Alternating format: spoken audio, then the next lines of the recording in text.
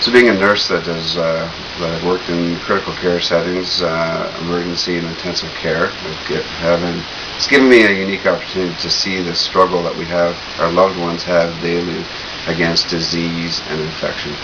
The basic things that we have in our arsenal to fight these things are antibiotics, antiviral drugs, anti-parasitic agents, all pharmaceuticals. Basically, to put it simply, we are fighting the basic laws of Mother Nature.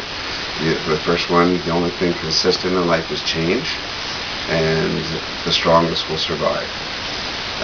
People are ill, and Mother Nature is trying to have their way with them, and we are trying to stop her.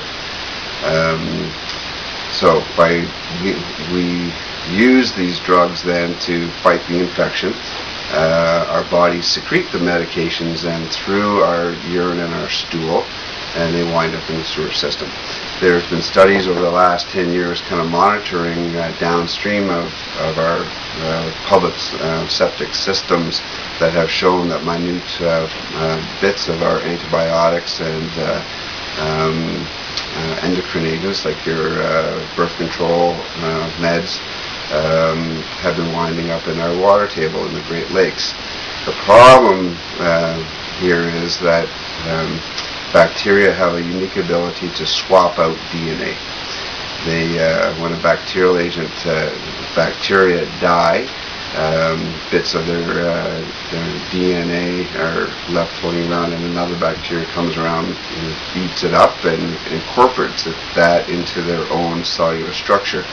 When we expose bacteria or viruses to small amounts of antibiotics, they become resistant to the drug. We've spent a lot of time and money to develop antibiotics, but by giving them in large amounts, the bacteria die. We expose them to small amounts of the drugs, they learn to adapt. There are common drugs which are in the infections which are in the news these days. Super bacteria, methicillin-resistant staphylococci, vancomycin-resistant staphylococci are very common bacteria that have become resistant to our common antibiotics, and they are no longer susceptible to them.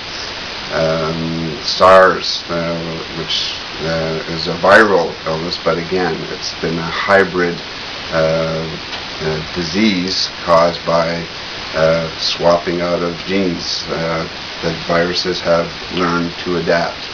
So our medications that we have now are no longer effective against these bacteria.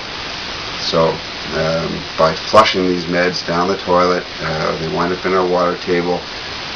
Again, small amounts, even though that they are, the bacteria become resistant. That is the main problem.